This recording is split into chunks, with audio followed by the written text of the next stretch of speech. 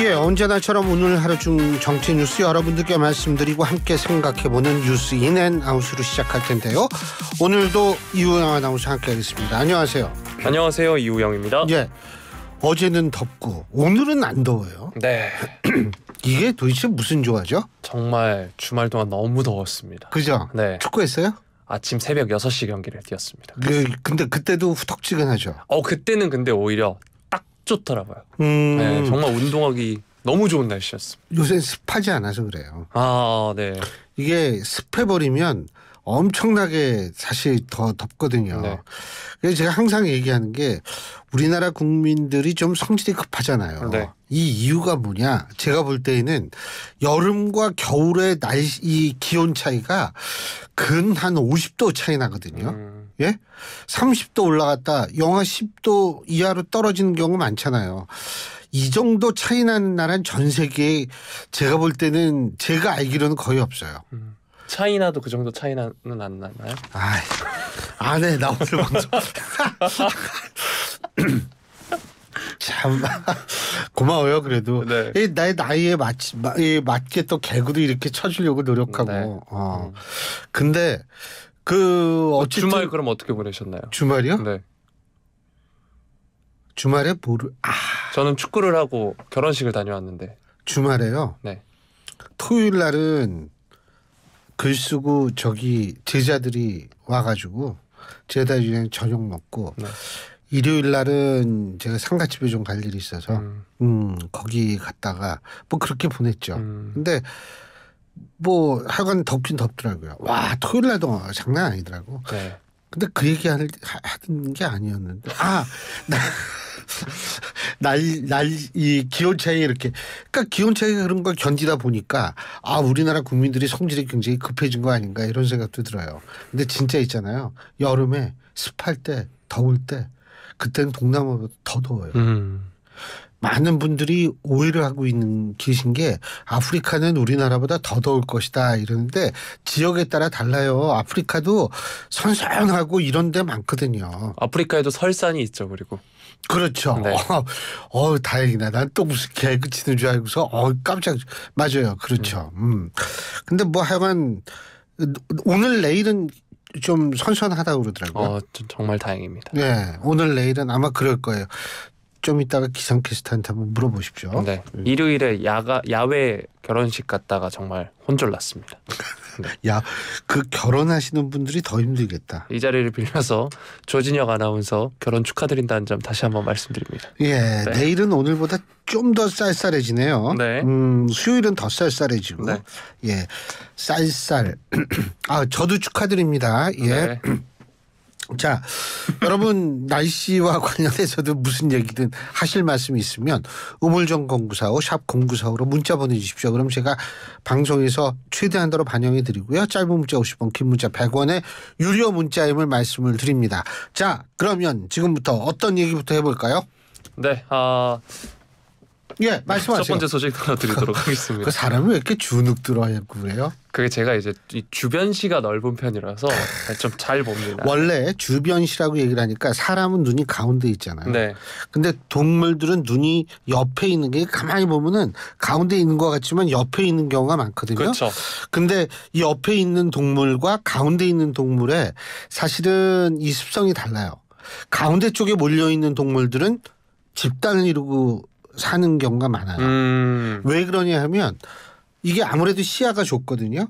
그러니까 뒤에서 누가 이 공격하는지 이걸 봐야 되기 때문에 집단을 이루고 사는데 네. 이게 넓을수록 시야가 넓을수록 이제 그렇게 살지 않죠. 그 차이가 있어요. 이게 왜 인간이 왜 집단을 이루고 사느냐 여기에 대해서 과거 사상가들이 많이 생각을 했거든요. 근데 요새 동물 생태학자들은 그런 의견이 있다. 그러고 보니까 조금 그 눈이 옆쪽으로 가 있는 것 같네요. 이호영 아나운서. 진짜로. 그거 몰랐어요. 본인이 오늘 또 그러니 딱 시야가 제가 좀 시야가 넓은 편입니다. 네. 오케이. 네. 예. 자, 다음 소식. 다음 예. 첫 번째 소식. 다음 소식 달아드리도록 하겠습니다. 예. 윤석열 대통령 내일 국무회의 모두 발언을 통해서 총선 관련 입장을 직접 밝힐 예정이라고 합니다. 지난 10일 총선 패배 이후 윤 대통령이 처음으로 직접 발표하는 총선 관련 메시지인데요. 별도의 대국민 담화나 기자회견은 없을 것이다. 이렇게 전해지고 있습니다. 국무회의 생중계 모두 발언을 통해서 구체적인 국정推신 방향과 차기 국회와의 협력 방침 등을 밝힐 것으로 알려지고 있습니다. 특히 입법이 수반되는 각종 국정과제를 임기 내에 실현하기 위해선 거대 야당과 협조가 필수적인 만큼 어느 수준으로 협치 제스처를 취할지도 지금 주목이 되고 있고요. 현재 한덕수 국무총리를 비롯해서 대통령실 참모진이 집단 사의를 표명했습니다. 향후 인선에 대한 방침이 언급될 가능성도 큰데요. 앞서서 총선 다음 날인 지난 11일에 윤 대통령이 총선에 나타난 국민의 뜻을 겸허히 받들어 국정을 쇄신하고 경제와 민생 안정을 위해 최선을 다하겠다는 메시지를 이관섭 비서실장을 통해 전한 바 있습니다. 이후에 이제 참모진과 국정 방향 및 총선 수습책에 대한 내부 논의를 이어갔다고 하고요. 당초에 대국민 담화나 기자회견과 같은 방식을 통해서 총선 입장을 밝힐 것이다 이런 전망도 있긴 했었습니다. 하지만 국무회의를 통해 메시지를 전하는 것으로 최종 결론이 났고요. 윤 대통령이 2022년 8월 17일 취임 100일 이후 별도 기자회견을 열지 않고 있습니다. 지난 1일 의료개혁 관련 대국민 담화 당시도 별도 질의응답은 없었고요. 고강도 국정쇄신의 첫 번째 가늠자가 될 국무총리 비서실장 인선을 두고는 윤 대통령의 고심이 현재 길어지는 분위기입니다. 총리 후보군으로는 김한길 국민통합위원장, 국민의힘 중진인 주호영, 권영세 의원 등이 거론되고 있지만 아직 가닥이 잡히고 있진 않습니다. 또 비서실장 관련해서도 하마평이 쏟아지고 있는데 원희룡 전 국토교통부 장관, 정진석 의원, 호남에서 재선한 이정현 전 의원 등이 우선 거론이 되고 있는 상황입니다. 비서실장이나 총리가 대통령과 적절한 긴장관계를 형성해야 한다 이런 의견들도 있는데 이른바 쓴소리를 할 사람을 파격 발탁해야 한다 이런 이야기가 나오고 있습니다. 과거의 사례로 가면 김영삼 전 대통령 당시 정권에도 칼을 들이대던 이회창 전 감사원장을 총리로 기용한 사례 등을 참고해야 한다 이런 말이 나오고 있고요. 자, 지난주에 이 총선 이후 메시지 이런 소식 전할 때만 하더라도 윤 대통령이 기자회견이나 대국민 담화 관련해서도 가능성이 있다 이런 이야기가 나왔었습니다. 결국 국무회의를 통한 메시지 발표라고 하는데요. 어떻게 평가하시나요? 뭐 메시지가 됐던 담화가 됐던 뭐 다 좋습니다만 가장 중요한 것은 지금 대통령이 국민의 여론을 경청하고 그 여론에 대한 반응성을 높이는 그런 모습을 보여주면 그걸로 됩니다. 그런데 여기서 중요한 것은 그렇기 때문에 이게 우리가 일반적으로 볼 때 가장 여론에 민감하게 반응하는 집단이 정당이거든요. 정당은 여론의 최전선에 있다라고 봐도 되는 건데 바로 그런 최전선에 있는 정당의 얘기 그리고 그거 말고 딴 데에서 어떤 얘기 듣긴 힘들거든요. 그렇기 때문에 제가 볼 때에는 여론은 있는 그대로 대통령에게 직언할 수 있는 사람을 이 비서실장 같은 데 앉히고 그리고 그 이후에 대통령이 여론에 아주 많이 반응하는 모습을 보여준다면 뭐 기자회견 대국민 담화나 뭐 국무회의 통해서 모두 발언이나 이 형식이 중요한 건 아니라고 봐요.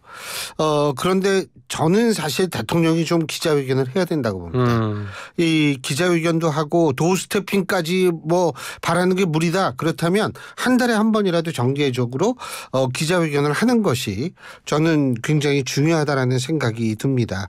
그래서 어쨌든 여론을 제대로 듣고 여론에 반응하는 모습을 보이면 대통령에 대한 어떤 그러한 것들도 조금 저는 달라질 수 있다고 보고 개인적으로 따졌을 때 지금 윤석열 대통령의 지지율이 그렇게 낮은 거는 아니에요.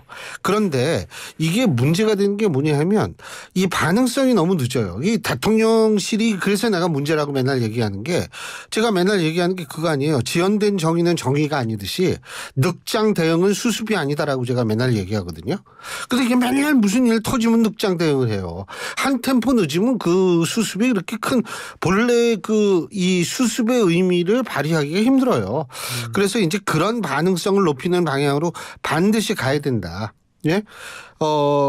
그리고 한 가지만 더 말씀드리자면 어쨌든 여당의 입장에서 볼 때는 이제 대선에서의 정권 재창출을 생각하지 않을 수 없는데 그런 것들을 대비해서라도 좀 반응성을 높일 필요가 있겠죠. 예. 지금 뭐 하고 있어요, 근데? 다음 소식 관련 추가 소식들 들어오나 아이고 대견해요. 그럼요. 예. 네. 다음 소식 다뤄드리도록 하겠습니다. 국민의힘 오늘 총선 참패로 인한 당 위기 수습을 위해 비대위를 구성하기로 했습니다. 이번 비대위 기간 당은 전당대회 개최 시기와 방법 등을 결정하고 새 지도부를 선출하는 수순을 밟을 것으로 전망이 되고 있는데요. 지금 윤재욱 원내대표가 당대표 권한대행도 겸하고 있습니다. 오늘 국회에서 4선 이상 당선인 간담회를 마치고 전당대회를 하려면 당헌 당규상 비대위를 거쳐야 한다 이렇게 밝혔습니다. 최고위원회가 있는 상태면 비대위를 거칠 필요가 없는데 지금 최고위가 없고 전당대회를 하기 위해선 실무적인 절차를 진행하는데 비대위가 필요하다 이렇게 설명을 했습니다. 오늘 중진들이 한 말에 참고해서 내일 당선자 총회를 통해 최종적으로 방향을 정하겠다 이렇게 밝혔는데요. 총선 패배 원인을 두고 당내 다양한 의견이 나오는 것을 두고는 원인 분석을 적절한 시기에 할 것으로 생각한다 이렇게 이야기했습니다.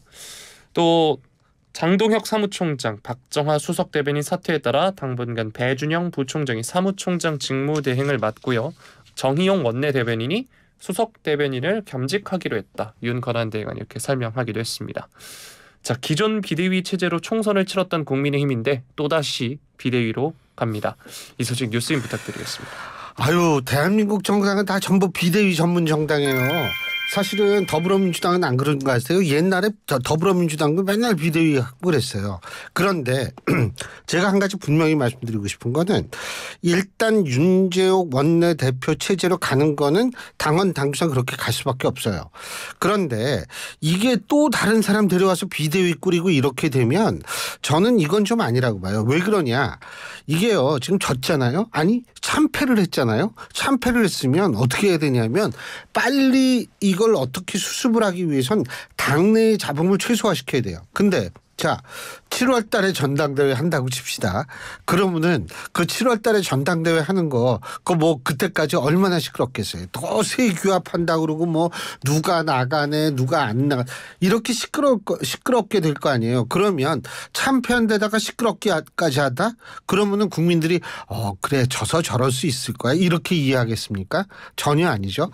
그렇기 때문에 최대한도로 잡음을 줄이기 위해서는 뭐냐면 이 빠르게 전당대회를 해서 이 전당대회를 앞둔 그 세력 부풀리기 갈등 뭐 이런 거 최소화시켜야 돼요. 이거 최소화시키지 못하고 또 뭐 그냥 비대위로 가고 뭐 여러 가지 소리가 나오고 이렇게 되면 저는 이거는 오히려 국민의힘 입장에서 볼 때 굉장히 안 좋은 결과밖에 나올 수가 없어요. 그래서 저는 어쨌든 빠른 시일 내에 저걸 해야 된다 이거죠. 그 전당대회. 예. 네. 그래요. 잡음이 더 비대해지면 안 되니까요. 네. 자, 다음 소식 다뤄드리도록 하겠습니다. 이야. 와우. 네, 더불어민주당 관련 소식인데요. 오늘 최상병 사망 사건 외압 의혹 특별검사법에 다음 달 본회의 처리 방침을 재확인하면서 여권을 강하게 압박을 했습니다. 이제 21대 국회 임기가 만료까지 44일 정도 남았는데 이번 총선 압승의 여세를 몰아서 특검을 앞세운 입법 드라이브로 대여 공세 수위를 바짝 끌어올리는 겁니다. 민주당은 최상병 특검법을 다음 달 2일 국회 본회의에서 처리하겠다는 입장이고요. 이 법안은 범야권 공조로 본회의에서 신속 처리 안건으로 지정돼서 지난 3일 본회의에 자동 부의된 상태입니다. 홍익표 민주당 원내대표 아직 임기가 한 달 이상 남았는데 민생 입법 과제 처리에 최선을 다할 것이다. 최상병 특검법을 총선 후 본회의에서 처리한다는 약속 꼭 지키겠다 이렇게 이야기를 했고요. 국회에서 통과해서 관련 처리 촉구 기자회견도 열었습니다.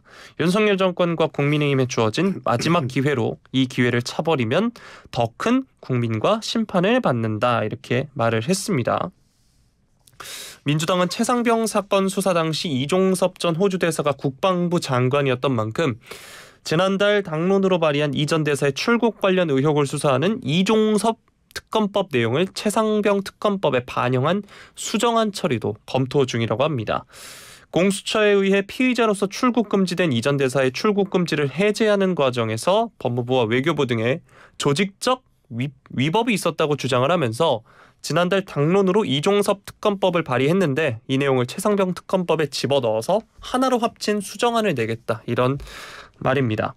네, 민주당은 윤 대통령이 거부권을 행사한 이태원 참사 특별법 그리고 국회 법제사법위원회 계류 중인 선보상 후 구상 내용의 전세 사기 특별법 개정안 등의 처리에도 속도를 내기로 했다고 합니다. 자, 총선에서 승리한 민주당 여세를 몰아서 최상병 특검법의 처리 방침을 재확인했습니다. 이종섭 전 대사도 지금 귀국한 상황인데요. 앞으로 전망 어떻게 보시나요? 제가 볼 때에는 이 문제 반드시 짚고 넘어가야 합니다. 더군다나 여당의 입장이 여당이라는 게 여당은 보수당 아니에요?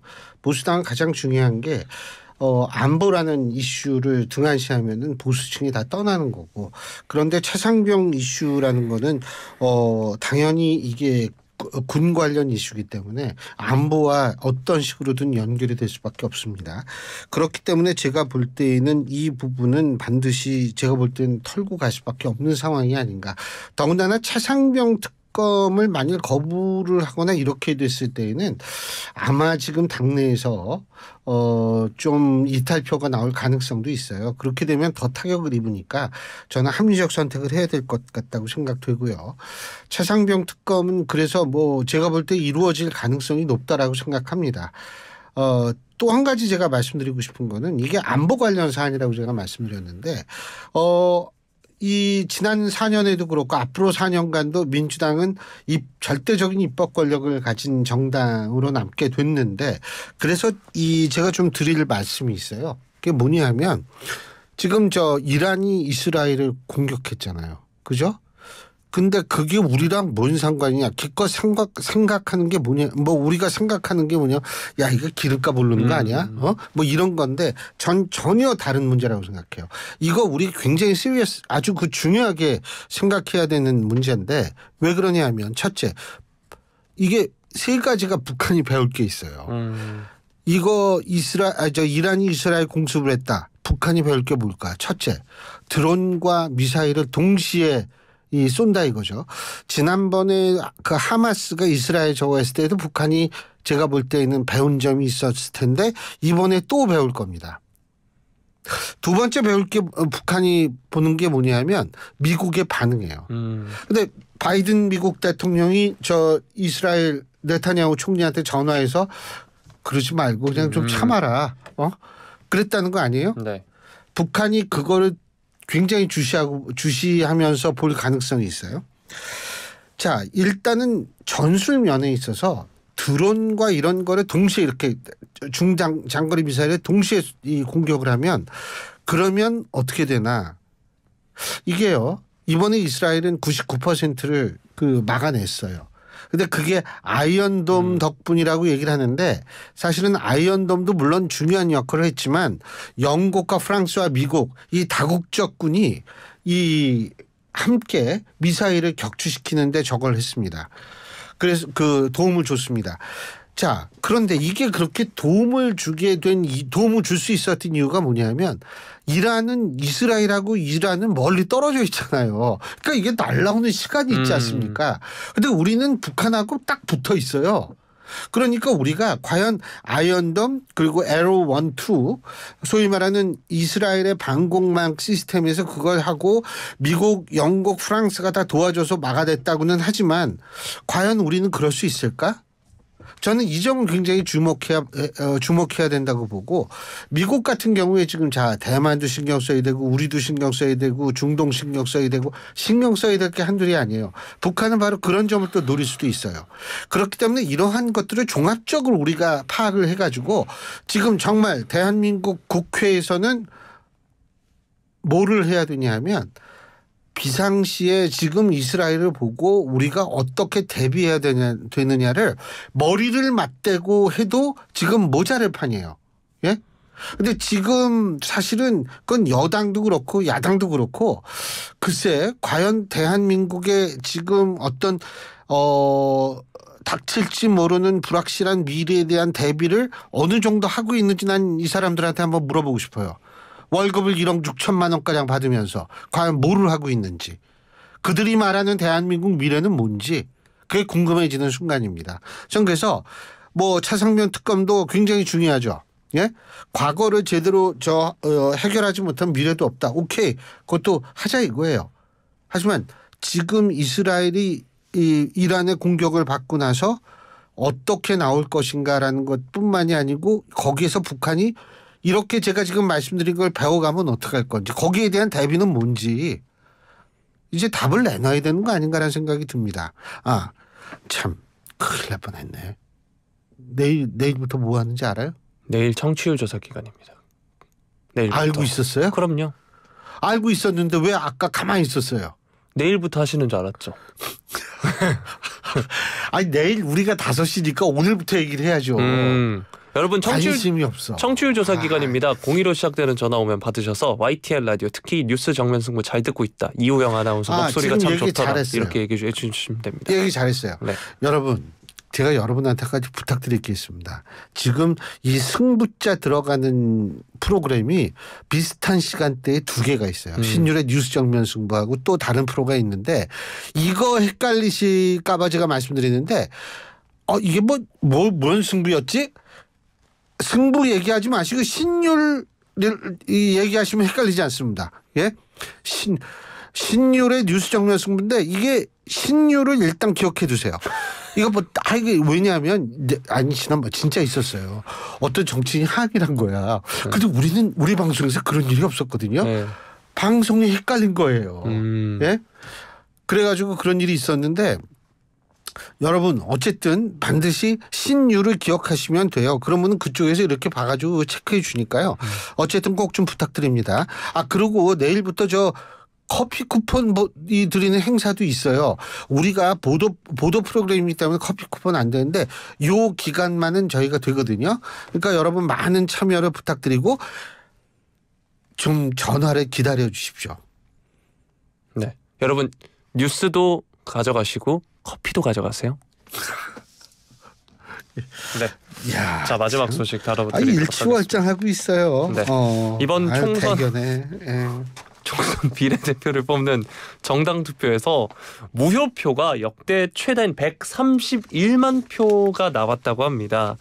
이번 총선 정당 투표수 2,834만 4,519표 중에 4.4%인 130만 9,931표가 무효로 처리가 됐다고 하는데요. 그러면 이 무효표가 어떤 정당이 되면 비례의석 하나 가져갔어요. 맞습니다. 예. 이번 총선 정당 투표 보면 국민의 미래가 약 1,040만 표, 더불어민주당 주도 범야권 위성정당인 더불어민주연합이 약 757만 표, 조국혁신당 687만 표, 개혁신당 약 103만 표 순으로 득표수가 많았는데 비례대표 2석을 얻은 개혁신당이 얻은 표보다 무효표가 많은 겁니다. 그래서 무효표만으로도 제4당을 구성할 수 있었던 셈인데요. 이번 총선 무효표 수와 비율은 정당 투표가 도입된 2004년 17대 총선 이후 최다 및 최고 기록이라고 합니다.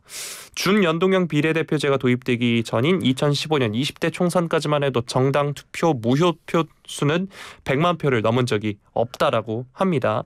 그런데 21대 총선부터 이 준연동형 비례대표제가 도입이 됐죠. 그러면서 무효표가 폭증을 했고 당시에는 123만 표, 무효표 비율 4.2%였다고 합니다.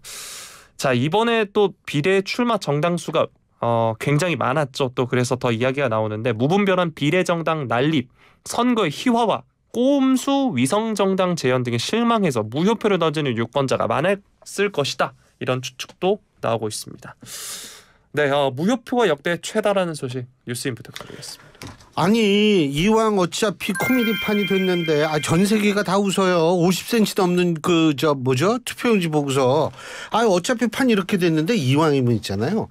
무효표 우리 정당은 무효표는 전부 우리 정당을 찍은 것으로 간주한다. 이런 정당 나오면 좋을 것 같아요. 무효표당 별별 희한한 이름 정당이 많은데요. 네, 맞아요. 그런데 무효표당 이게 오히려 좀 학구적으로 보이잖아요. 제가 볼 땐 양당 혐오가 극에 달았어요 지금. 예? 양당 혐오가 극에 달았고 또 하나는 뭐냐면 아까도 얘기했지만 세상에 50cm 넘는 투표용지 이런 거 가지고 참 투표용장에 들어가기 저도 민망하더라고. 이런데 우리 유권자들이 민도가 얼마나 높은데 그게 화가 안 나겠어요? 그러니까 그냥 모르겠다 그러고 이렇게 한 거죠. 이거는요 정치권이 정말 이걸 좀 굉장히 진지하게 받아들여야 되는데 그 사람들이 그런 능력이 있는지를 모르겠어요. 저는. 뭐 그런가 보다 하고 또 지들끼리 싸우느라고 난리법석을 피겠죠. 이럴수록 국민들은 점점 한숨밖에 나올 수가 없어요. 과연 저는 제발 또 이제 저 22대 국회 되면 5월 말에 22대 국회 시작하면 이제 22대 국회에 바라는 거 뭐냐 이런 걸 기자분들이 많이 전화를 할 텐데 저는 정말 그거 얘기하고 싶지 않아요. 뻔해요. 21대보다 아마 더 심할 거예요 아마. 자 여기까지 하죠. 네. 예, 지금까지 이호영 아나운서였습니다. 고맙습니다.